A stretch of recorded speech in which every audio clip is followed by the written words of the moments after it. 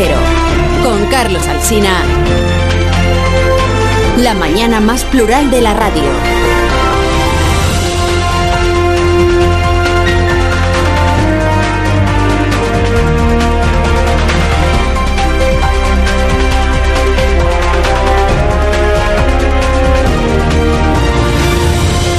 Desde este momento y hasta que sean las 10 en punto de la mañana estamos aquí en Tertulia, con más de una opinión, con más de un criterio, con más de una voz, con más de un asunto. Esto se llama Más de Uno, no sé si alguna vez le hemos explicado a usted por qué. Ayer Pedro Sánchez alumbró una frase que resume lo que su partido lleva proponiendo para Cataluña desde que lo dirigía Pérez Rubalcaba hace por lo menos 5 años. Un nuevo estatuto autonómico en el marco de una constitución que también puede reformarse. Esta crisis se tiene que resolver votando. Es evidente que el pueblo de Cataluña se tiene que pronunciar. Ahora mismo los catalanes y catalanas tienen un estatuto que no votaron. Esto se resuelve votando. El presidente ya tiene su lema para la cuestión catalana. Ya tiene su lema con el riesgo en el que incurre al elegir la misma frase que abanderan los independentistas, aunque sea con un significado diferente. En realidad el paso que dio ayer Pedro Sánchez no es tanto este de abogar por un nuevo estatuto de Cataluña, como de evaluar el estatuto que está en vigor en Cataluña, al decir que los catalanes no lo votaron, porque hubo un referéndum, pero luego el Constitucional corrigió algunos artículos de ese estatuto.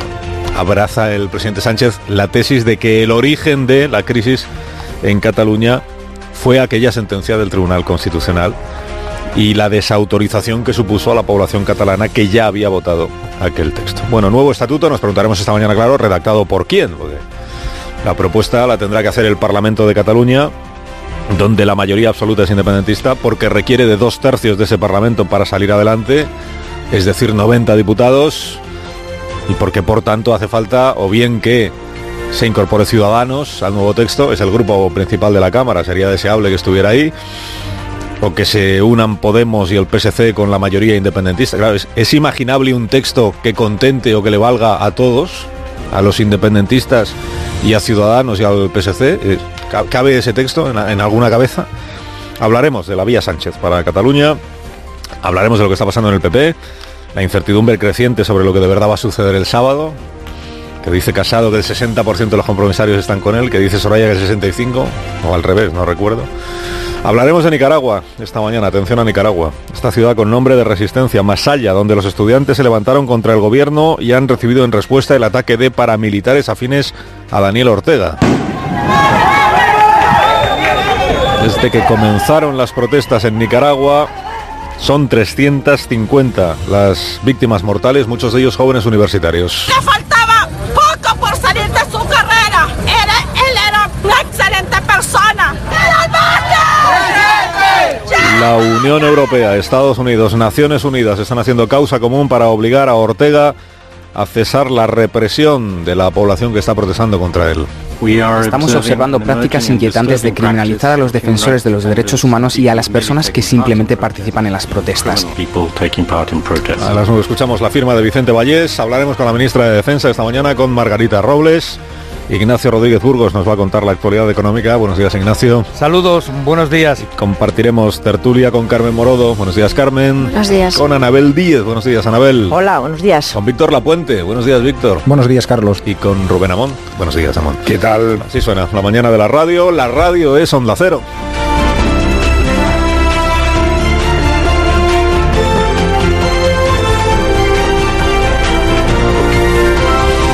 Con Carlos Alsina en Onda Cero, somos más de uno.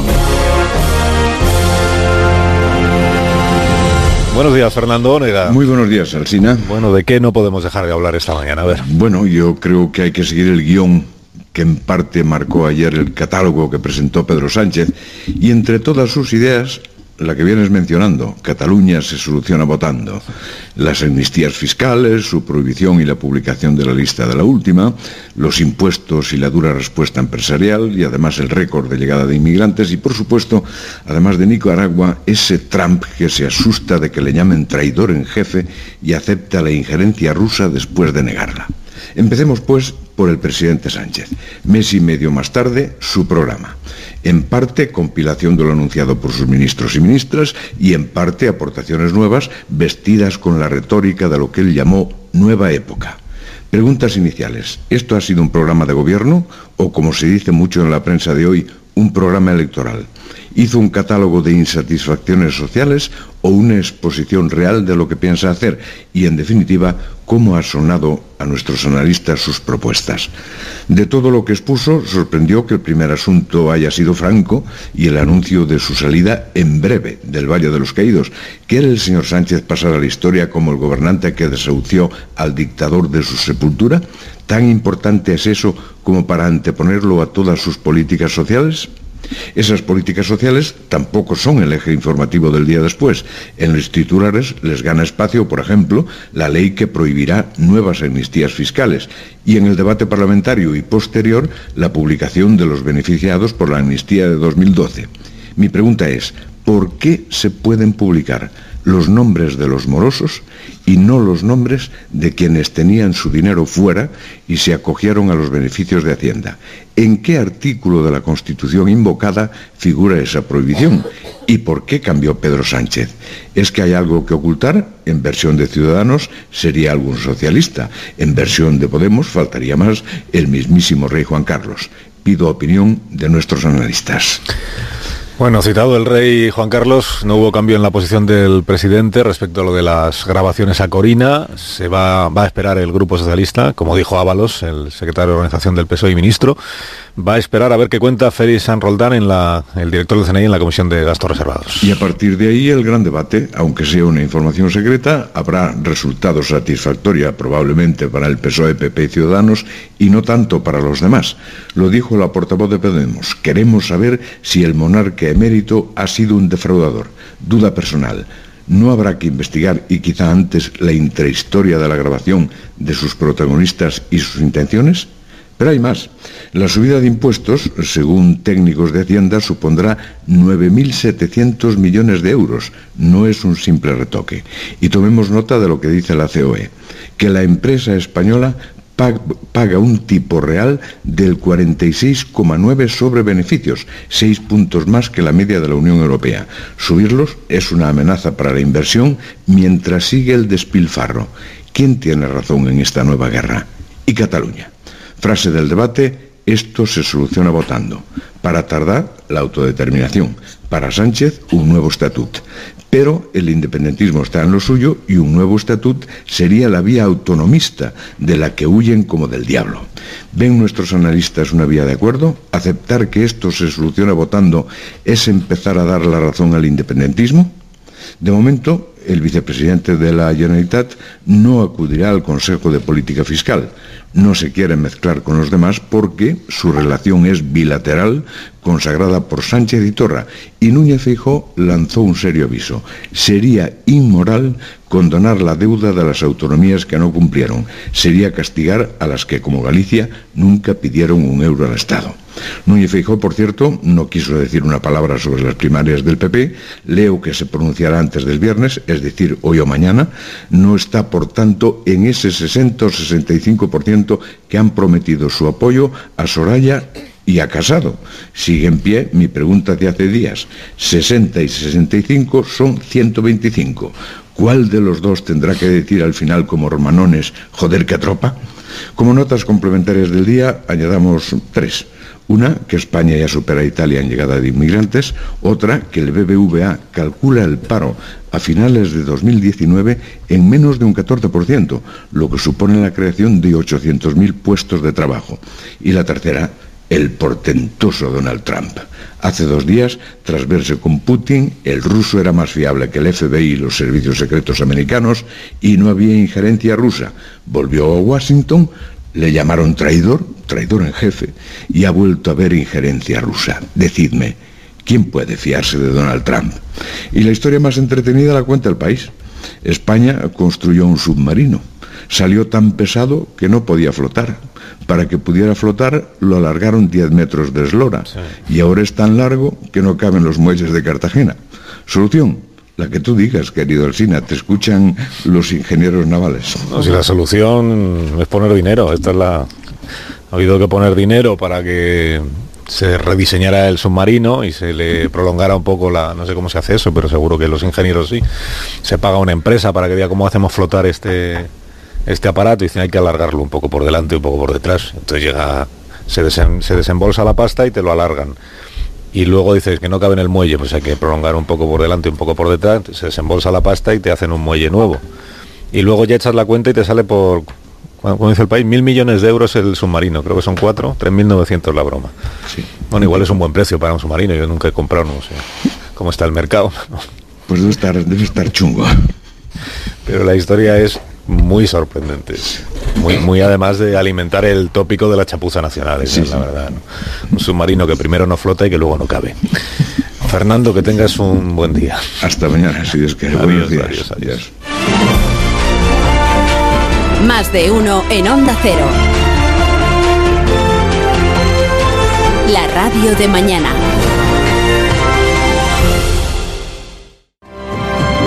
Bueno, deseando estoy de escuchar vuestro criterio, vuestro punto de vista sobre las cosas que ayer planteó el presidente del gobierno. Planteaba Fernando Onega hace un instante unas cuantas preguntas que nos hemos hecho todos, ¿no? Al saber que el mismo presidente que, estando en la oposición, prometió publicar la lista de los amnistiados por Montoro, la lista de la vergüenza que le llamaba a él, imagino que se lo seguirá llamando, ahora que está en el gobierno se ha dado cuenta de que la ley no se lo permite, de que hay un artículo de la Constitución que se lo impide y que por tanto publicar esa lista sería prevaricar.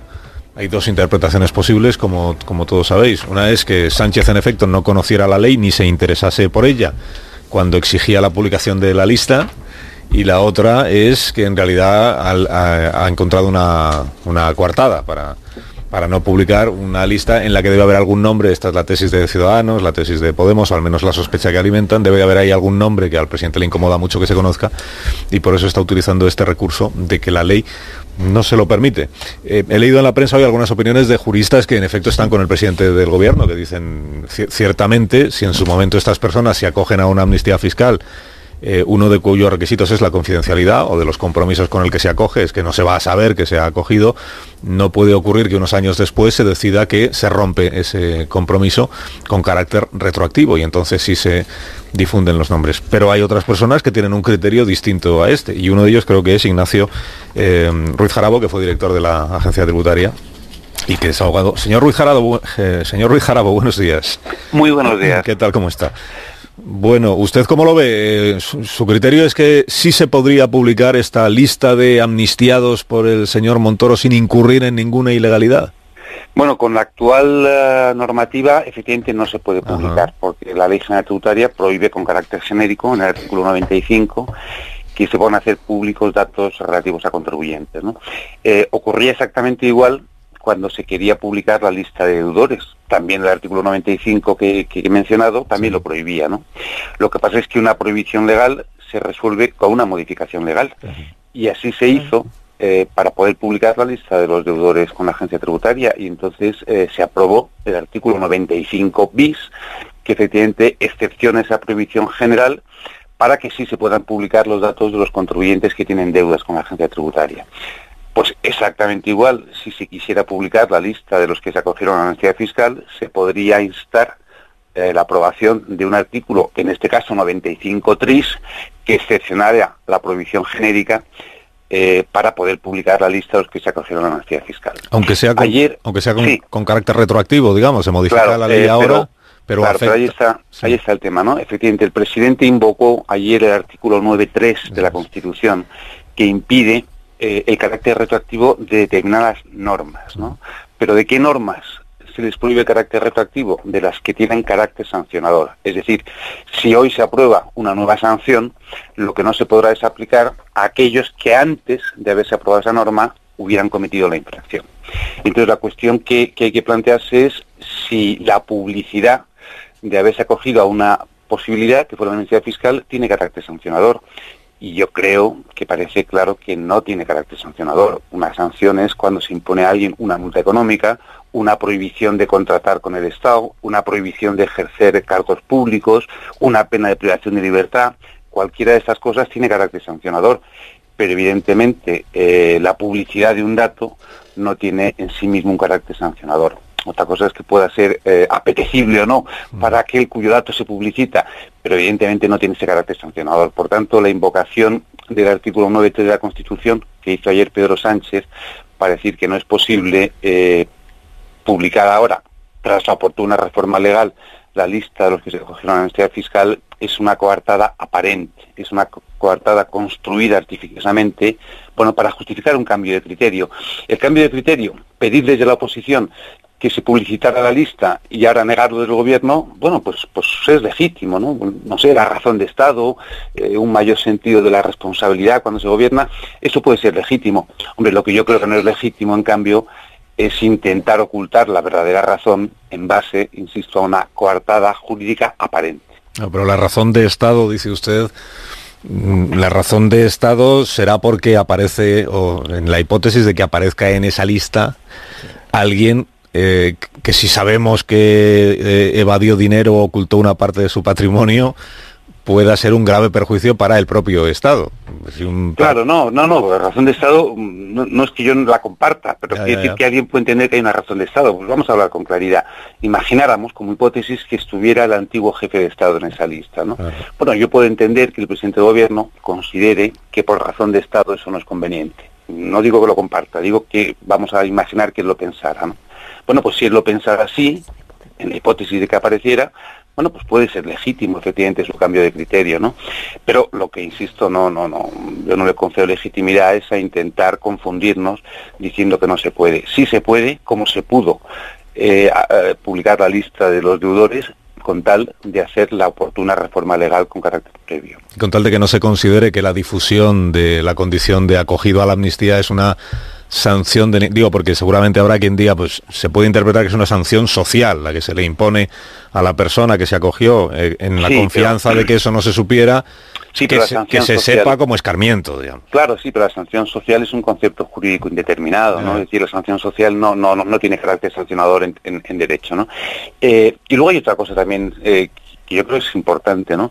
Es decir, yo creo que hay que diferenciar entre los posibles contribuyentes que se acogieron a la amnistía fiscal, entre los que vamos a llamar particulares, es decir, un empresario, un profesional, un deportista, un rentista, etcétera, y aquellos que tienen o han tenido responsabilidades públicas, ¿no? Con cargos de representación institucional, con cargos de ejercicio de responsabilidades públicas, etcétera, ¿no? Diputados, senadores, concejales, alcaldes, ministros, consejeros, etcétera, ¿no? Estos son los PEP, ¿no? Los de las personas de especial exposición o algo así. En este caso yo creo que hay otra razón que avalaría efectivamente la posible publicidad de estos casos, ¿no? Porque se trata no tanto ya de ver en qué medida cumplieron o no con sus obligaciones fiscales, sino de detectar en qué medida esa declaración que hicieron puede constituir un indicio de que hubo irregularidades en su gestión, en definitiva por la posible ilicitud de los ingresos que finalmente se declaran, ¿no? Y estos personajes de exposición pública, que según las informaciones que se hicieron entonces por parte del Ministerio de Hacienda eran unos cientos, no sé si 500 o algo así, estos personajes de exposición pública, te usted cuenta que anualmente ya tienen una obligación adicional que no tiene el común de los contribuyentes, ¿no? Que es presentar sus declaraciones de renta y sus ingresos y de patrimonio en el registro de altos cargos, precisamente como elemento de control para prevenir la posible corrupción política, ¿no? Económica. Con lo cual yo creo que no sería una carga adicional, porque ya estos personajes de exposición pública están sometidos a una especial obligación frente al conjunto de los contribuyentes comunes, ¿no? Con lo cual yo creo que si se quisiera hacer, se podría hacer. Si razones que se entienden de Estado o de partido o lo que fuera llevan a cambiar de criterio, bueno, pues se puede entender, compartir o no. Pero lo que yo creo que es exigible es que las cosas se digan de manera clara y que no nos escudemos en unas coartadas jurídicas artificiosas. Ruiz Jarabo, gracias por haberme atendido y que tenga buen día. Gracias a ustedes. Gracias y buenos días. Bueno, ¿y vosotros cómo lo veis? Vosotros y vosotras, Morodo, Díez, Lapuente y Amón. El señor Sánchez está cumpliendo exquisitamente una ley que él hasta ahora pues no se había dado cuenta de que existía, o el señor Sánchez se ha buscado la coartada de la imposibilidad legal porque le parece muy inconveniente en este momento que se sepa algo de lo que aparece en esa lista. Hombre, y después de escuchar al experto, yo creo que si quisiera podría, ¿no? Si quiere puede hacerlo. Y puede hacerlo incluso, es más fácil de hacer que otras cuestiones que él mantiene encima de la mesa, como acabar con todos los títulos nobiliarios de la etapa de Franco o desenterrar a Franco. A mí me parece que es evidente que el presidente del gobierno entiende que no importa lo que se haga, sino que importa lo que se diga, y eso es una máxima en política, viene desde la etapa de Felipe González. No íbamos a estar en la OTAN y estamos en la OTAN. Lo que pasa es que yo no apunto solo a la jefatura del Estado, porque nos estamos quedando en lo que puede parecer más obvio en esa amnistía fiscal. A mí me parece que todo el que llega al gobierno, sea de derechas o de izquierdas, necesita llevarse bien con el establishment. No creo que ninguno de los que estamos aquí ni de los que nos están escuchando piensen que se haya podido beneficiar de esa amnistía fiscal pues un pequeño contribuyente, un autónomo o pequeñas empresas. Son grandes fortunas, son los que manejan el tinglao. Y los que manejan el tinglao son los que tienen poder y los que con los que al gobierno, al poder también político, les interesa llevarse bien. No sé si son nombres socialistas o no socialistas, pero lo que sí sé es que grandes fortunas y los poderosos son los que pueden estar en esa amnistía fiscal y no el pequeño contribuyente. Y me llamó realmente mucho la atención ayer ver que la respuesta del presidente del gobierno fue la misma que hemos escuchado en otros que hicieron lo mismo, aunque él no haya aprobado una amnistía fiscal. Ya Felipe González, después de aprobar 2, dijo que iba a prohibir las amnistías fiscales, lo mismo. Y también lo dijo Montoro en el momento de mayor presión. ¿Os acordáis en el Congreso de los Diputados? Sí. Lo mismo. El año pasado. Además que la prohibición de una amnistía fiscal es una medida absolutamente absurda, porque la amnistía fiscal, después de la sentencia del Tribunal Constitucional, ya por decreto no se puede hacer. Es obligado que el Parlamento se pronuncie, pero puedes cambiar la prohibición de la amnistía fiscal con otra ley que haga otro gobierno cuando llegue. Una vez, me parece más relevante que el Tribunal Constitucional haya establecido y diese ese varapalo a la medida aprobada por el gobierno de Rajoy con mayoría absoluta, en el sentido de que no se pueden adoptar medidas, y encima por decreto, que van en contra de la solidaridad y de la equidad de nuestro sistema contributivo. Yo creo que es legítimo mantener el anonimato de las personas que han sido beneficiadas de la amnistía fiscal, porque la vergüenza es la amnistía fiscal. Si concedes ese trato de favor a determinados evasores, la vergüenza es la del Estado, que en repetidas ocasiones, por afán recaudatorio y por necesidad de hacer más caja, ha recurrido a esta medida que es insolidaria, que es injusta, que es desproporcionada y que es humillante para los contribuyentes convencionales, los que contribuimos de forma regular y no tenemos derecho a este tipo de ventajas ni privilegios. El escarnio público hacia las fortunas, que es el mismo que conocemos con nombres y apellidos cuando sabemos que ha habido personas en deuda con Hacienda, esa lista que trascendió hace muy poco y que viene a perpetuar la sensación de que hay unas élites que se benefician de su posición económica, pero que luego son expuestos a un escarmiento y con San Benito, en una especie de auto de fe. A mí me parecen operaciones muy discutibles. A mí el punto delicado de la amnistía lo engendra el propio Estado. La propia anomalía es el Estado y la vergüenza es el Estado. Sí, yo creo que hasta habría que darle una vuelta a las amnistías fiscales. En fin, como decía Carmen, yo creo que ninguno de nosotros estamos en esa situación y la mayoría de los oyentes, pero claro que los hay. Y yo he escuchado a asesores fiscales de bastante relevancia decir que desaconsejan absolutamente a sus clientes que se sometan a cuando hay un periodo de estos de regularización. ¿Por qué? Dice, porque inmediatamente Hacienda va por ellos. Después de que se someten a esta amnistía fiscal, inmediatamente después se abre una investigación.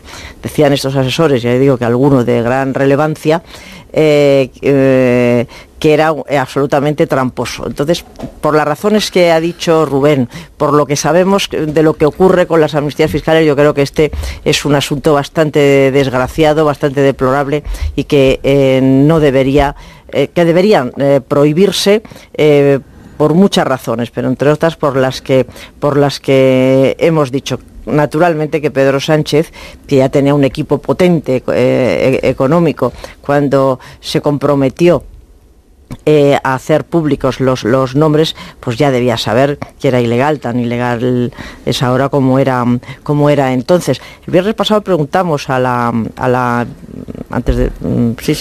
de la comparecencia de ayer, claro, fue después del Consejo de Ministros, compareció la ministra de Hacienda, María Jesús Montero, y le preguntamos, y fue la primera que dijo, esto es imposible, no se puede hacer, fue la que levantó la liebre. La que levantó la liebre fue la ministra Montero el pasado viernes después de la rueda de prensa del Consejo de Ministros, y ahí ya empezó esta historia que para Ciudadanos es que esconde a nombres de socialistas, importantes socialistas que deben estar ahí detrás de la amnistía fiscal. No hay ningún dato al respecto, pero puede ser, pero sin embargo para Unidos Podemos el asunto es el rey emérito, que está Pedro Sánchez, pues al final, como les pasa a casi todos los gobernantes, por razón de protección de una institución relevantísima como es la jefatura del Estado, le está protegiendo. Yo creo que esto va a dar mucho ruido, Este es un quebradero de cabeza que tiene ya el gobierno. El tema, ahora ya sí paso directamente al rey Juan Carlos, porque no se conseguirá hacer esta comisión de investigación, pero la petición va a ser constante. En las próximas horas se va a registrar. Estaban ayer, cuando terminó el pleno, tratando de recabar firmas que solo conducen estas firmas a que se registre.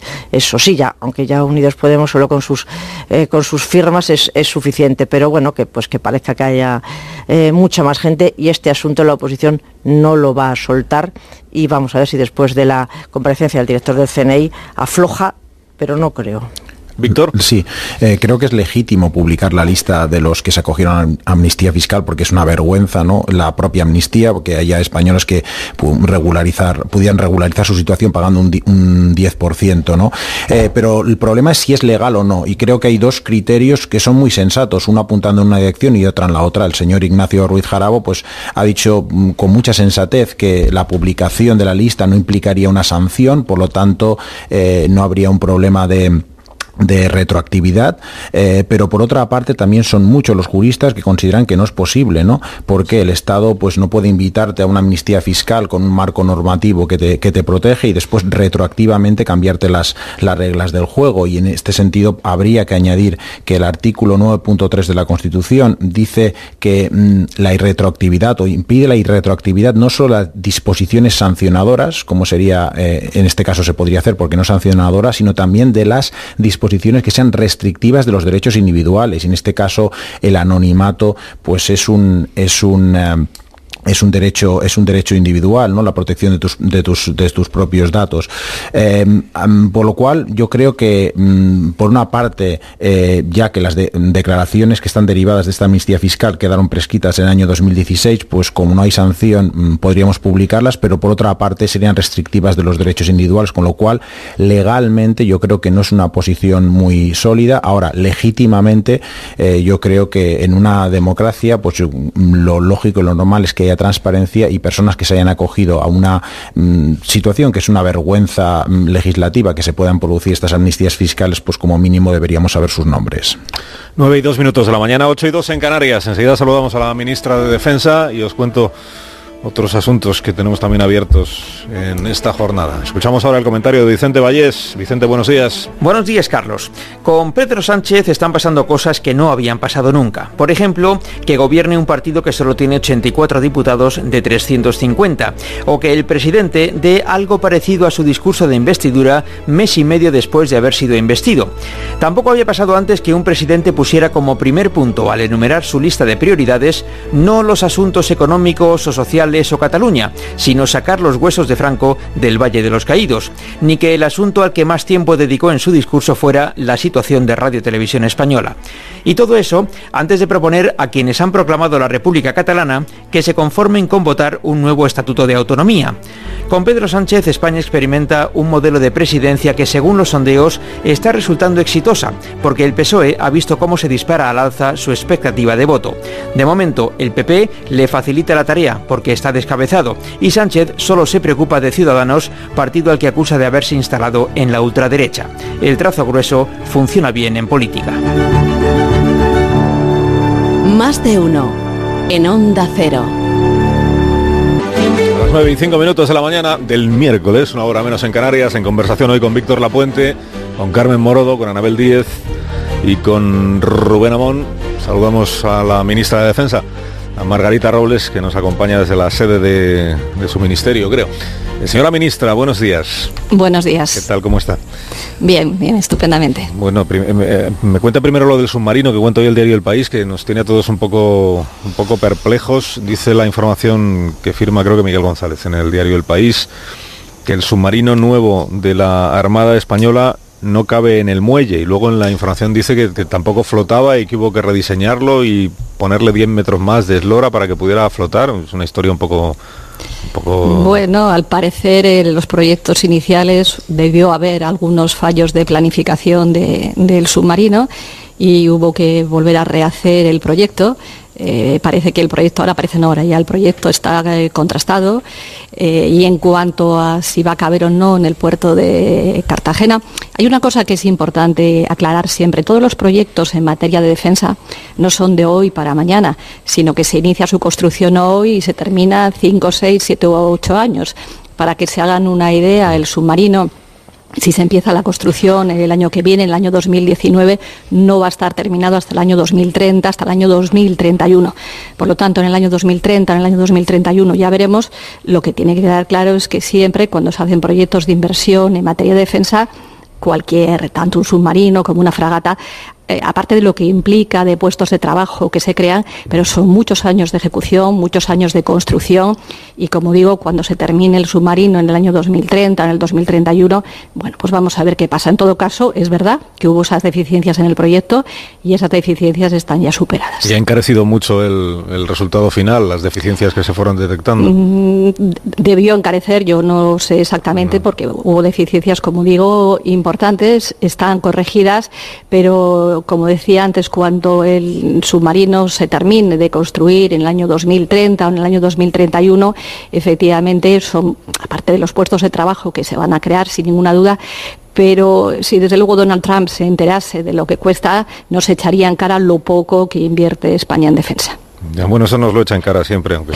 Por eso, pero en este caso muchas veces las noticias, cuando se ven negro sobre blanco y se habla de muchos millones, no se explicita que son los millones que sean, pero que son a 10 o 11 años vista. Por tanto, si eso se divide entre 11 años vista, pues entonces eso habría que ser más explícito en lo que cuesta las fragatas o los submarinos o los helicópteros. Pues que también he leído que el motor del submarino funciona con combustible diésel. Y ustedes son el gobierno enemigo del diésel, según la ministra, ha dicho su compañera, la ministra de Hacienda, creo. El diésel tiene los días contados, ¿no?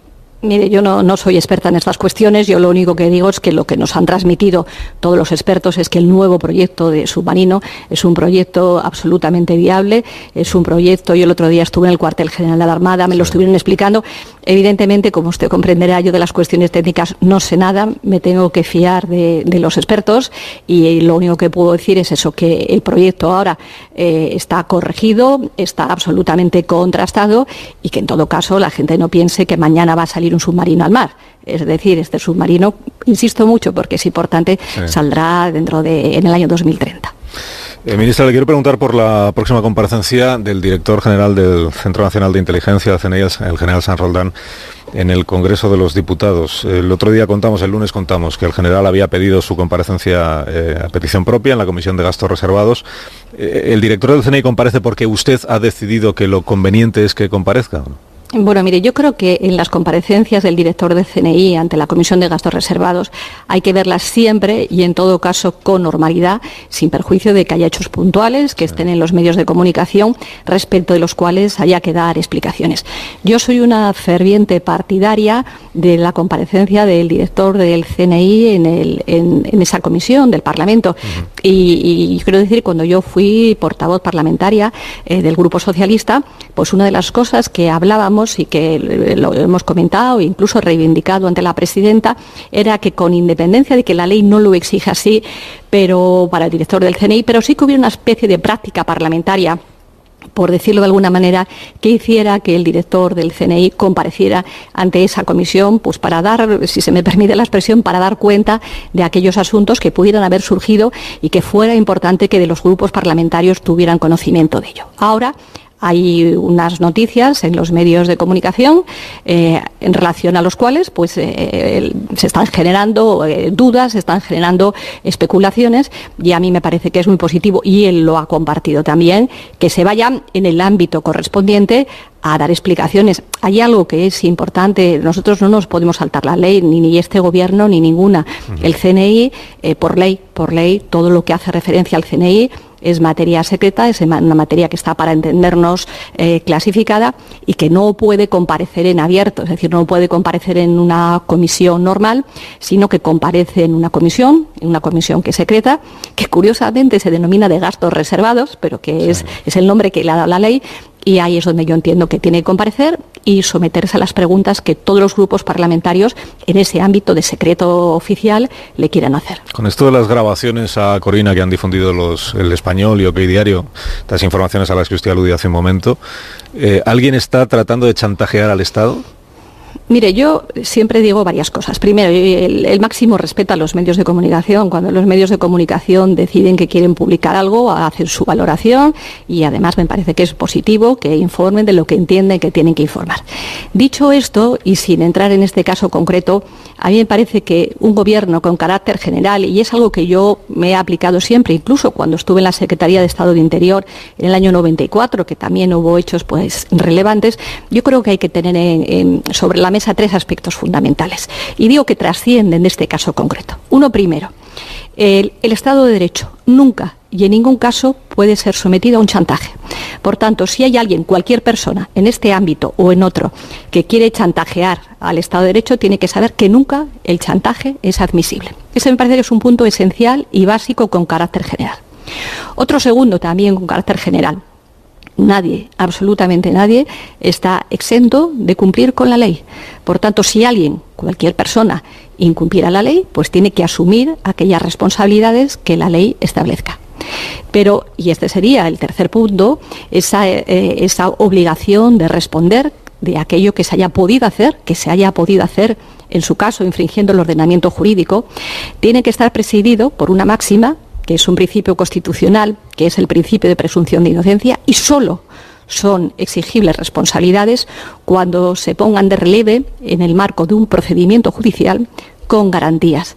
Porque lo que no puede ser es que este país, que le costó mucho llegar a la Constitución, a ese principio de presunción de inocencia, ahora queramos hacer juicios paralelos en los que no haya las más mínimas garantías, en la que a usted, a mí o a cualquiera nos puedan imputar hechos delictivos fuera del ámbito de lo que tiene que ser un procedimiento judicial y con un control judicial. Estas grabaciones sí están ya en el ámbito judicial, forman parte de una investigación. Efectivamente, esas grabaciones, por lo que parece, yo sé las noticias de prensa, están en el ámbito de un procedimiento judicial y, por tanto, tenemos la garantía de que si esas grabaciones, que yo no sé ni cómo se han tomado, ni cómo nos han tomado, si se hicieron vulnerando la ley, no vulnerando la ley, si fueron voluntarias, no voluntarias, si eran preconstituidas, no preconstituidas, no me corresponde a mí, pero evidentemente habrá un control por parte del juez correspondiente, del Ministerio Fiscal, y si esas grabaciones tomadas correctamente ponen de relieve algún hecho delictivo,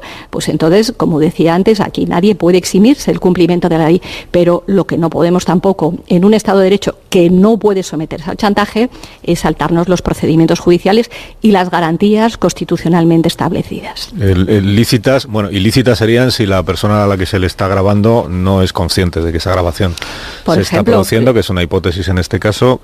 Cuando me habla usted de preconstituidas, preconstituido sería, por ejemplo, que la señora Corina Larsson estuviera en realidad leyendo un texto que alguien le ha pasado para que ella le ponga voz.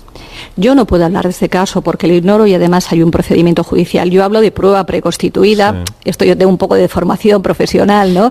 Es como cuando alguien fabrica, entre comillas, una prueba con una finalidad determinada, ya sea una grabación, ya sea un documento, etcétera, ¿no? Por eso es tan importante que cuando se hacen juicios de valoración, tanto políticos como de cualquier otro tipo, se tenga conocimiento de la realidad. Y la realidad en un Estado de Derecho, en aquellas cuestiones que pueden lindar con la comisión de hechos delictivos, tiene que determinarla un juez. Y en su opinión, el hecho de que esté en marcha una investigación judicial ¿es incompatible con la apertura de una comisión de investigación parlamentaria sobre el mismo asunto?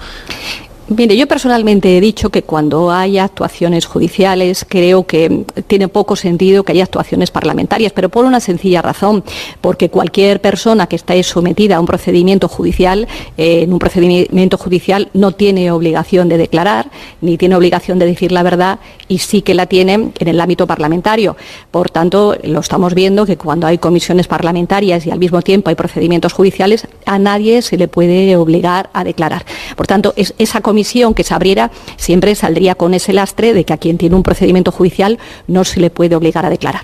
En cualquier caso, el que el Congreso o el Senado tengan conocimiento de hechos con esas limitaciones, pues obviamente yo soy una profunda convencida de los controles parlamentarios, pero como digo, si se crean comisiones, tienen que ser comisiones tendentes al esclarecimiento de los hechos, y cuando hay ese, como decía antes yo, lastre, esa limitación, porque tú no puedes obligar a nadie a declarar en su contra cuando tiene un procedimiento judicial en marcha, pues es evidente que lo que surgiera de esa comisión parlamentaria tendría limitaciones evidentes.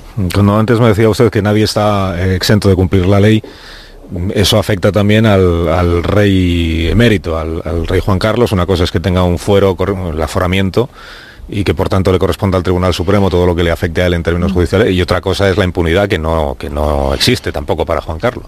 Es que yo creo que no debemos hablar de nadie en concreto, porque solamente el nombrar a una persona, a cualquiera, en este caso el que usted nombra, o a cualquier otra, ya siempre digo, que le nombraran a usted, que me nombraran a mí, que nombraran a cualquiera, estamos generando una sombra que no es aceptable. Por lo tanto, yo lo que quiero decir, y en eso hay que ser muy claro y muy tajante, y que no haya ninguna duda, cualquier persona, se llame como se llame, está sometida al imperio de la ley.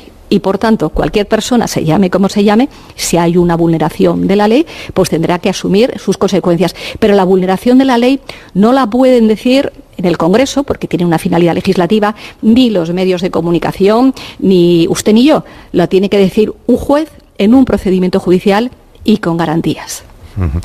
Claro, pero como estamos hablando de las grabaciones a Corina Larsson, pues Corina, de quien era amiga, no era ni de usted ni de... Bueno, de usted creo que tampoco, desde luego de mí no. Era del rey de antes, que es por lo que este asunto tiene la dimensión que está teniendo. Claro, dos preguntas más sobre esta cuestión. Y una, en esas grabaciones que usted conoce como yo por los medios de comunicación, hay una alusión de la señora Larsson, de Corina, al director del CNI. Una alusión no muy favorable. ¿Usted le ha preguntado al general San Roldán por ese episodio? ¿Él le ha dado alguna explicación, confirmando o desmintiendo lo que ella cuenta? Mire, yo vuelvo a decir, yo respeto mucho lo que sale en los medios de comunicación, pero desde el punto de vista de una persona, primero no por responsabilidades políticas, pero de alguien que viene del mundo del derecho y es una convencida de lo que es el ordenamiento jurídico, sabe que a las cosas hay que darles el valor que tienen. Y por tanto yo, hasta que un juez no me diga que esas declaraciones fueron en un contexto determinado, se corresponden con la realidad, es evidente que yo entiendo que tiene que haber el respeto máximo a la presunción de inocencia de todo el mundo. Y como decía antes, creo que es muy positivo. Es más, yo diría, creo que es necesario que el general San Roldán vaya a la comisión y en ese marco de la comisión, con los límites que se establecen, conteste a todas las preguntas que se le haga, para que no haya ningún tipo de duda. Porque si no, claro, se produce una cierta indefensión. El que está ahí en las cintas puede decir lo que quiera decir, en los términos en los que sea, en esas cintas son cualquiera, y quien tiene la obligación de guardar un secreto por ley, pues obviamente está muy limitado a la hora de poder, si se me permite la expresión, defenderse o explicar la verdad, que a lo mejor esa es la verdad y no otra. Yo no lo sé en este momento porque no me corresponde a mí. Pero claro, hay una situación de absoluta indefensión. Por eso es tan importante que se vaya al CNI, que el director del CNI vaya a la comisión y allí explique lo que le pregunten los parlamentarios. Cuando antes usted aludía al año 94, en su etapa en el Ministerio del Interior, y me decía que también entonces se produjeron acontecimientos, digamos, difíciles, se estaba usted refiriendo, entiendo, a Medo y a Domínguez y a las amenazas que ellos hicieron contra el Estado si no se atendían las exigencias que estaban planteando. Sí, ahí están las hemerotecas. También fue un tiempo difícil y por eso tiene que quedar muy claro que nunca, en ningún caso, ninguna persona, en cualquier ámbito, que quiera chantajear al Estado de Derecho, tiene que saber que el Estado de Derecho es mucho más que una persona concreta y determinada. El Estado de Derecho es toda una estructura, son las instituciones, y las instituciones están muy por encima de cualquier chantaje. Esto es lo que más nos inquieta, al menos a algunos, de todo esto que se está publicando y conociendo en los últimos años, más que en los últimos meses. Lo que más me inquieta a mí es que la persona que está siendo objeto ahora de una investigación judicial, que está en prisión preventiva y que al parecer tiene este arsenal de grabaciones, formaba parte de las instituciones del Estado. Es decir, era una persona que trabajaba para la Policía Nacional y que ahora sabemos, o algunos lo sabían desde hace años, que a la vez que estaba desempeñando su trabajo como policía y por tanto miembro de una institución muy respetable, la información que a él le iba llegando, no solo de sus investigaciones, sino de investigaciones de sus compañeros de la policía, de otros comisarios, y investigaciones que estaban en marcha en el ámbito judicial, él todo eso lo iba utilizando para una labor que no tiene nada que ver con la defensa del Estado de Derecho, que era una labor personal o empresarial suya, relacionada con la manipulación de la influencia en determinados casos, la manipulación, la eliminación de pruebas, toda esa actividad delictiva, pero que la estaba realizando a la vez que era policía. Yo estoy completamente de acuerdo con usted en el planteamiento genérico. Yo no sé si eso fue así o no hasta que no haya una condena que diga que eso fue así. No. Pero sí hay personas que aprovechan un destino policial o de otro tipo para recoger información reservada. Con eso tratar de chantajear al Estado, pues evidentemente es la comisión de un hecho delictivo, y también, obviamente, habrá unas responsabilidades políticas de aquellos que o bien sabían que lo estaba haciendo o bien miraron para otro lado. En todo caso, vuelvo a insistir, para mí todo el mundo tiene derecho a la presunción de inocencia, a un juicio con todas las garantías, y en función de ese juicio y con todas las garantías, pues si efectivamente se demuestra, que yo no lo sé, que alguien utilizó el sitio donde estaba para tener una información privilegiada que luego utilizó en contra de los ciudadanos, pues también tendrán que asumirse responsabilidades políticas de explicar qué es lo que pasó. Porque ahora uno lee que tantísima gente estaba al tanto de los manejos de este comisario, porque además recurrían a él para contratar sus servicios, y hombre, cuesta creer que sus superiores en el Ministerio del Interior no estuvieran también perfectamente enterados de todo lo que se cocía ahí dentro, ¿no? Por eso digo, si eso es así, habrá que asumir responsabilidades, y hay una cosa que se pone de relieve, que es esencial: la necesidad, la exigencia de transparencia en el funcionamiento de las instituciones. Eso es básico y eso es esencial. Por eso, para mí es importante que, más allá del límite, ese límite que es un límite por ley, que es lógico y obligado del secreto en las actuaciones del CNI, se comparezca ante el Congreso, ante el Parlamento, para dar aquellas explicaciones que se pida por los grupos parlamentarios. No estuvo muy afortunada, esta es una opinión mía, la portavoz del Gobierno, la señora Celaá, el viernes pasado, cuando dijo que en las grabaciones afortunadamente no aparece el rey de ahora, ¿no? El rey Felipe.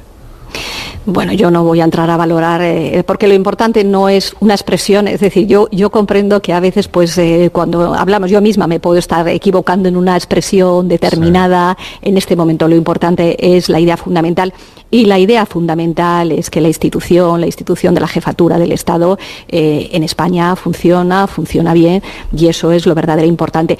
Aquí no se trata tanto de personas, por eso yo decía antes que cuando alguien infringe la ley, pues infringe la ley, sino que el sistema democrático exige confianza, respeto y que las instituciones funcionen. El problema en el caso de la monarquía es que la institución y la persona están íntimamente vinculadas. No es como la presidencia del gobierno. Si el presidente es inhabilitado, pues se inviste a otro.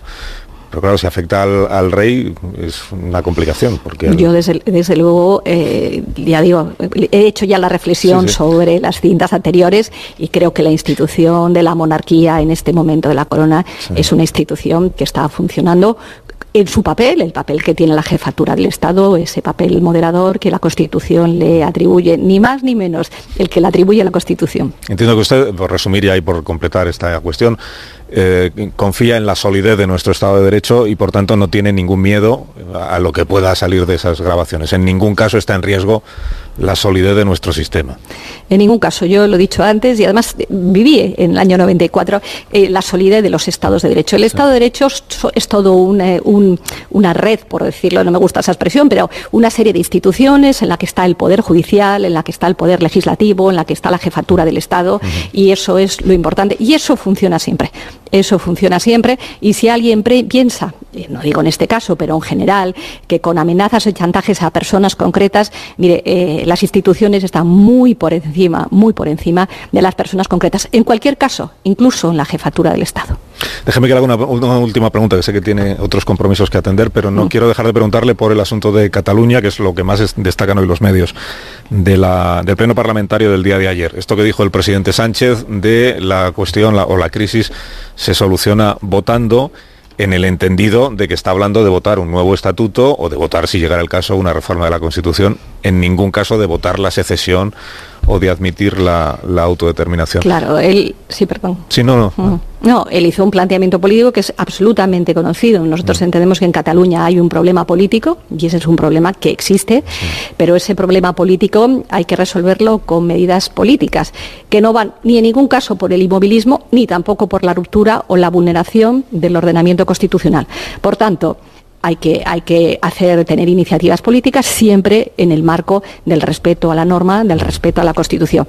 No queremos ruptura vulnerando la ley, pero tampoco se puede aceptar un inmovilismo. Y desde ese punto de vista el planteamiento es: vamos a hacer política en los marcos de diálogo que establece nuestro ordenamiento jurídico. ¿Usted ve factible que del Parlamento catalán pueda salir un texto para un nuevo estatuto que satisfaga a la vez a Esquerra Republicana, a Junts per Catalunya, al PSC, En Común, a Ciudadanos, que sería bueno, ¿no?, que formara también parte de todos? Cuantos más grupos formen parte del texto nuevo, pues mucho mejor para... Yo ya no pondría tanto el foco en un texto nuevo de estatut, sino hay que poner sobre la mesa cuáles son las posibles soluciones, que no son fáciles, que no son fáciles a una realidad política que hay en Cataluña. A partir de ahí hay que hacer un esfuerzo, y hay que hacer un esfuerzo de todos, y sobre todo pensando, yo esto lo insisto mucho, no tanto en clave partidista, en clave política de cada uno de los partidos, sino en clave de la ciudadanía de Cataluña. Cuando me dice usted que no pondría el acento en un nuevo estatut, ayer lo que le entendimos al presidente Sánchez es que él está abogando por un nuevo estatuto. Lo que dijo el presidente Sánchez es que el estatut que tenemos en este momento en Cataluña fue un estatut que, como consecuencia de un recurso de inconstitucionalidad presentado por el Partido Popular, hizo que el estatut que había salido votado por los ciudadanos de Cataluña y votado por el Parlamento español fuera luego anulado en una parte por el Tribunal Constitucional. Eso es lo que quería decir. Es decir, en su momento hubo una interposición de un recurso por parte del Partido Popular, pese a que había sido votado ese estatut tanto en Cataluña como en el Parlamento. Y también, yo quiero decirlo porque también ahí los juristas hay que hacer la autocrítica, creo que fue un error por parte del Tribunal Constitucional en aquel entonces haber tardado tanto en dictar sentencia y en haber resuelto el recurso de inconstitucionalidad. ¿No sería tanto entonces hacer un nuevo estatut como regresar al texto original del estatuto del año 2006 con las reformas legales que se puedan habilitar para que lo que entonces no encajaba en la Constitución pueda encajar ahora? Claro, esa es una de las opciones que hay sobre la mesa. Es una opción, por ejemplo, el PSC la ha defendido.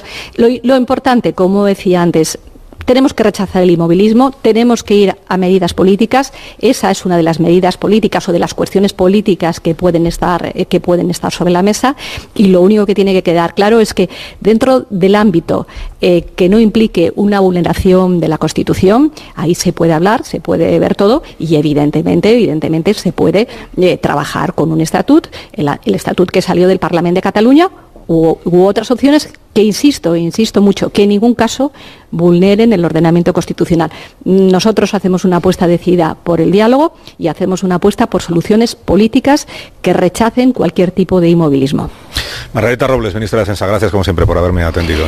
A ustedes como siempre, muchas gracias. Que tenga muy buen día, gracias. Gracias. La ministra desde el Ministerio de Defensa. Bueno, quiero conocer vuestro punto de vista. Hemos estado hablando un rato largo con la ministra de lo del CNI, de las grabaciones de la factoría Villarejo, de lo que tiene o no tiene, y os apunto que hay una información esta mañana en el Diario Público, información de Bayo y de Patricia López, que dice: Villarejo guarda una bala contra Felipe VI, que son las conversaciones de López Madrid con el rey. López Madrid, los oyentes saben que fue consejero de la constructora OHL, es yerno, me parece recordar, de Villarmir, y se hizo muy popular entre aquellos que no están en la pomada empresarial de nuestro país por aquella historia del compillogi, del WhatsApp o el SMS o lo que fuera, que había intercambiado con la reina Leticia, que es amiga personal, o era, no lo sé, de López Madrid. Lo que dice esta información que publica Público es que Villarejo y sus afines, se hizo con el volcado completo del teléfono móvil de López Madrid, puesto que había una causa judicial abierta con el asunto aquel de la doctora Pinto, que llevó a la juez que llevaba ese asunto a autorizar que se produjera ese volcado, y que toda la información de lo que aparecía en el teléfono móvil, o sea, quién tenía en la lista de contactos, a quién había llamado, a quién no había llamado, y los mensajes que se había intercambiado con todos sus amigos, pues está en poder del comisario Cloaca y sus secuaces. Y que entre esas conversaciones pues podría haber algún mensaje, no con la reina Leticia, sino con el rey Felipe. Esto es lo que cuenta esta mañana a Público, para que sepáis lo que hay, pues si sale una noticia en los próximos días o algo. En este marco, que la ministra de Defensa, por lo que nos ha contado esta mañana, ella traza algún paralelismo, le parece similar a lo que vivió en el año 94, cuando había también 2 policías.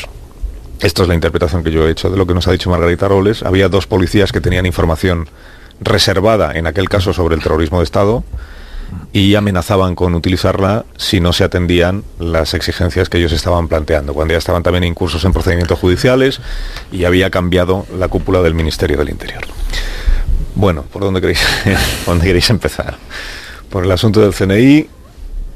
Yo creo que cada momento es su momento y los contextos no son equiparables. Y ahora mismo me parece que esto no ha hecho nada más que empezar, que el Gobierno se encuentra ante un problema, porque es un problema que está afectando a la jefatura del Estado, esa información que anticipa, que son amenazas. Veremos lo que hay y qué parte de esas publicaciones, si se llegan a publicar, son verdad o no son verdad, porque hay que jugar siempre con que estamos hablando de la información que maneja de parte un comisario excomisario que está en la cárcel y que la está utilizando para presionar, porque lo que quiere él es mejorar su situación personal en estos momentos, lo que quiere es salir de la cárcel. Ni este gobierno ni ningún otro gobierno, ni aunque las presiones vayan dirigidas a todas las instituciones, creo que tenga en su mano facilitarle a Villarejo lo que está buscando. Me ha llamado mucho la atención la diferencia que establece, porque al final es aquí la razón de Estado, sí, pero la razón de Estado que afecta a la jefatura del Estado. Las diferencias que ha establecido la ministra a la hora de valorar lo que es la presunción de inocencia y el poco sentido que tiene crear una comisión de investigación cuando hay un procedimiento judicial abierto, como es el caso, con cómo se ha comportado el Partido Socialista cuando se trataba del caso Gürtel y de los papeles de Bárcenas, porque también había el mismo criterio de que se estaban citando a personas que estaban implicadas en procedimientos judiciales y por lo tanto pues eso interfería en el procedimiento judicial. Ese mismo criterio no valió para el otro caso. A lo mejor no digo que no tenga sentido, sí tiene sentido lo que están diciendo en estos momentos la ministra, pero hemos visto cuál fue el resultado de esa comisión de investigación. Y hasta ahora, de lo que conocemos, eso sí que creo que lo podemos sostener, hasta ahora de toda la información que conocemos, creo que no hay nada que implique al rey Felipe VI ni en las corinas, ni en otras cuestiones de las que estamos hablando y que afectan a la jefatura del Estado, pero de la etapa anterior, y al contrario, todo lo que ha hecho el rey Felipe VI, colocando la institución por encima de lo que puede ser la familia y otras cuestiones, han sido para levantar un muro muy claro respecto a la anterior etapa. Sí, efectivamente, este es un caso donde hemos de separar claramente los hechos de las especulaciones. Los hechos es que las grabaciones de Corina se deben enmarcar en el curso de la operación Tándem, donde se investiga al comisario Villarejo por cobrar a cambio de servicios de inteligencia. Es decir, una persona desde prisión acusada de recibir dinero y regalos a cambio de prestar servicios de inteligencia o de facilitar la entrada ilegal de ciudadanos no comunitarios en territorio español tiene como mínimo la credibilidad en entredicho en el mejor de los casos, ¿no? Y ahí se pueden disparar todo tipo de especulaciones en todo tipo de direcciones. A mí lo que me preocupa políticamente es que lo estamos convirtiendo un poco en un referéndum en la monarquía, con por una parte Podemos exigiendo investigar bajo cualquier circunstancia el caso, cuando en estos momentos está bajo investigación judicial y se debería respetar, o incluso Izquierda Unida hablando de una monarquía corrupta, y por otro lado también el Partido Popular, la actitud de Casado, de Hernando, de de respaldo absoluto a la Casa Real bajo cualquier circunstancia. Tanto una posición como la otra, pues me parece exagerada, y lo que habría que hacer ahora es respetar simplemente una investigación que está en curso y evitar o limitar dentro de lo posible las especulaciones. A mí me preocupa mucho ese cálculo político que Unidos Podemos y los soberanistas están haciendo, que tiene que ver con la poca legitimidad que unos y otros consideran a la figura de la monarquía y en concreto a Felipe VI. Torra no lo reconoce como interlocutor y yo creo que está vengando, a partir de estas informaciones y de estas especulaciones, el discurso del 3 de octubre y todo el recelo con que el soberanismo observa la figura del rey como garante de la unidad del Estado. Despreciándose la Constitución, obviamente el primero que se desprecia es la figura del rey. Y por eso toda la credibilidad política que se le está otorgando es la que tiene como objetivo deslegitimar la monarquía, además en el contexto específico del 18 de julio y del linaje franquista, porque a mí me parece bastante evidente que cuando Pablo Iglesias aludía en sus tiempos a acabar con el régimen del 78, se refería a que tenemos una monarquía ilegítima porque fue ungida por un dictador. Después, por supuesto, no se repara en las cesiones, concesiones y limitaciones que el propio Juan Carlos hizo a sus poderes, ni se remarca la relevancia que tuvo el proceso de la transición. Lo que se hace es considerarlo corrupto porque viene de Franco. Y por eso creo que la operación es mucho más siniestra de lo que aparenta, no ya otorgando credibilidad a una cloaca informativa que es la que representa Villarejo, sino aspirando a remover nuestras instituciones partiendo del punto débil en el que yo creo que el soberanismo y Podemos va a abusar, y es considerar que las relaciones entre la Moncloa y la Zarzuela tienen que modificarse y tienen que deteriorarse. Si una vez más les toca a los socialistas, no es la primera vez en estos 40 años, vamos, desde Felipe González, tiene que echar el resto para defender, yo creo que en este caso con justicia, con razón, a la jefatura del Estado, a la monarquía. Este es un papel que le toca a los socialistas de vez en cuando. Fue un firme baluarte el PSOE en la abdicación de Juan Carlos I. Sabemos que la posición estaba entonces al frente Alfredo Pérez Rubalcaba, fue de una firmeza absoluta y, en fin, él también sabemos que pospuso su dimisión hasta que no se desarrollara esta abdicación, y ahora le va a tocar lo mismo, porque es consciente efectivamente de todo lo que acaba de decir Rubén. Aquí esta es la ocasión que ve Unidos Podemos para arremeter contra la monarquía.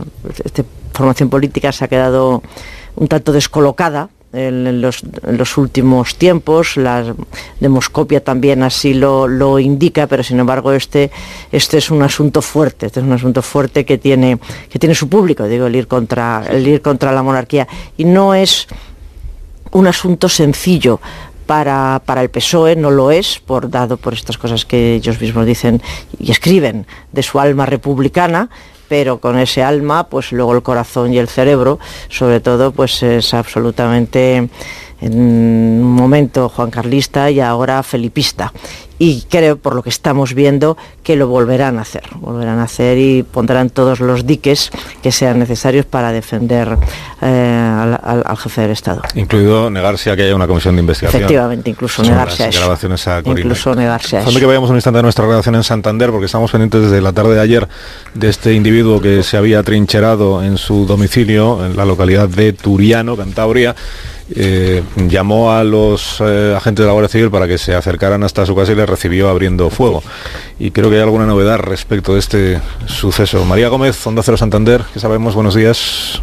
¿Qué tal? Buenos días, Carlos. Así es, y es que se complica además toda la operación porque este hombre ha huido hacia el monte después de que los agentes de la Guardia Civil entraran en la vivienda sobre las 7:30 de la mañana, aprovechando un momento en el que parecía que estaba tranquilo, pero al entrar conseguía salir del domicilio y adentrarse en una zona del monte. Recordemos que Turiano es una localidad de apenas 100 habitantes que se encuentra abrigada por los picos de Europa. La cuestión es que ha conseguido huir y las patrullas desplazadas hasta la zona lo están buscando en este momento. Patrullas que en principio tenían perimetrada a toda la zona desde ayer a las 10 de la noche. Recordemos que se trata de un vecino de esta localidad que llevaba más de 10 horas atrincherado en su vivienda. La Guardia Civil ayer a última hora recibió una llamada telefónica.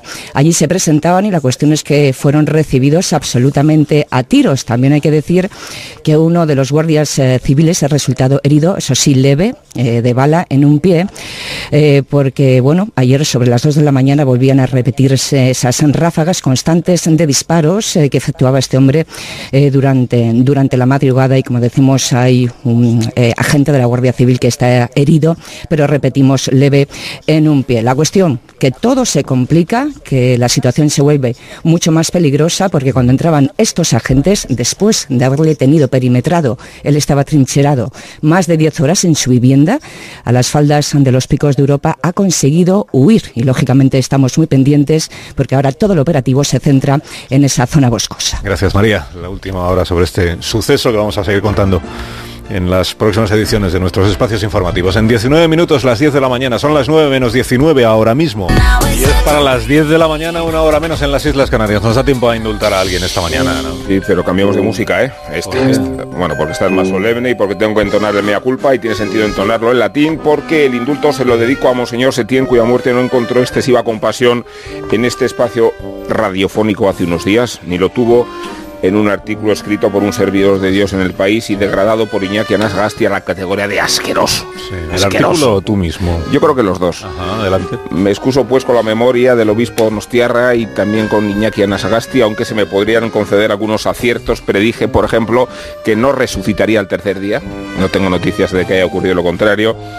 Y no predije, sino dije que el anillo del pastor acariciaba a los chacales de ETA. Quizá no fue exactamente así, quizá fue peor incluso, pero es verdad que no se debe hablar mal de los muertos. Exclamemos entonces, qué bien ha muerto Monseñor Setién, que fue lo que dijo Bette Davis cuando murió Joan Crawford. Qué bien. Y reconozcamos al Pater la indulgencia que merece su dislexia con los 10 mandamientos, y reconozcámosle a Setién sus aportaciones al lenguaje, de tal forma que un etarra era un revolucionario y la independencia de Euskadi era un derecho inalienable del pueblo vasco. La forma de conseguirlo importaba poco a Setién, porque era muy desprendido, y porque tanto valía el humo del incienso y el de la pólvora, y porque los años de plomo formaban parte del martirologio, un osario de inocentes desde el que podría construirse la patria nueva. No ha sobrevivido Monseñor para bendecirla desde el púlpito, pero casi llega a tiempo de sumarse a este referéndum provocativo que PNV y Bildu, cada vez más cerca, ultiman para desafiar al Estado y darle sentido a las homilías propiciatorias y premonitorias del obispo difunto, un hombre de paz, Setién, de la paz de los sepulcros. Que Dios le perdone, pedimos desde aquí, aunque en Dios realmente no creemos. Hola, Juan Ramón Lucas. Hola, buenos días. Entonces me ha quedado claro que Anasagasti no es amigo de asqueroso, dijo. Qué asqueroso. Le llamó asqueroso. Sí, él es muy expresivo. Le llamó asqueroso.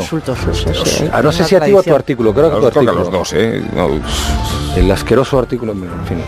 Sí. Bueno, es que la gente no mide sus palabras a veces. ¿Te refieres a Rubén? Ya. No, a Rubén. Sí, vale. Rubén construye las frases con enorme solvencia y una calidad literaria. Los lectores del País, pues no. Pero cuidado que le dan premios que a ti, a mí no nos. Amigos, esperad, a mí no me darán también vuestros tiempos de gloria. Decía que. Pero tú Ondas no tienes, ¿no? No, pero estoy en ello. Por la cultureta, recibí uno por la cultureta encubierto, porque lo recogió Alsina. Y no por la cultureta, pero era de Alsina.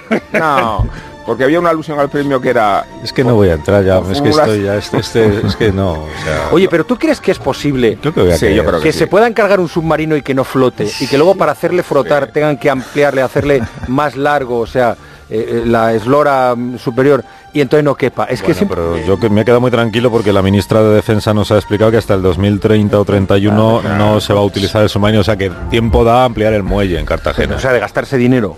Yo creo que será por dinero, como dice el profesor. En 10 años, ¿no? 10 años. 16, pero muy pertinente la pregunta del diésel, ¿eh? 10 años de que este iba a diésel, ¿eh?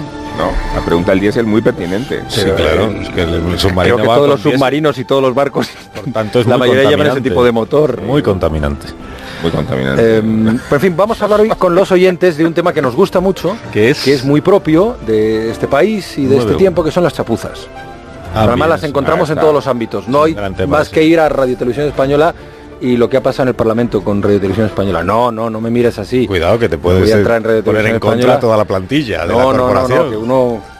Uno chapuceros no somos, unas cuantas conchas de allí de Radio Televisión Española, y sé que la plantilla no verá mal esto, sino que todo lo contrario, están viviendo lo que se ha vivido como una auténtica chapuza, y encima están con la incertidumbre de saber lo que pasa. Chapuzas tipo submarino, tipo la que usted quiera, en los siguientes teléfonos. Oye, por cierto, 91. Me has dejado hecho polvo hoy a las 8. 426. Porque he tenido una regresión en el tiempo, y además hacía poco que el profesor Rodríguez Brono había dicho que si dabas mal la hora te aumentaba el porcentaje del IRPF.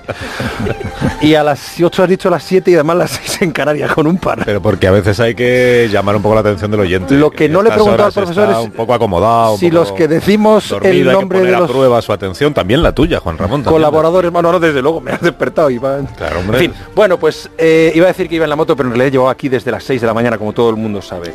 91 426 2599 91 426 2599 y 609 83 10 34. 34, sí, no, vamos a decirlo bien en limpio todo. Perfecto, pues ahora yo me voy ya.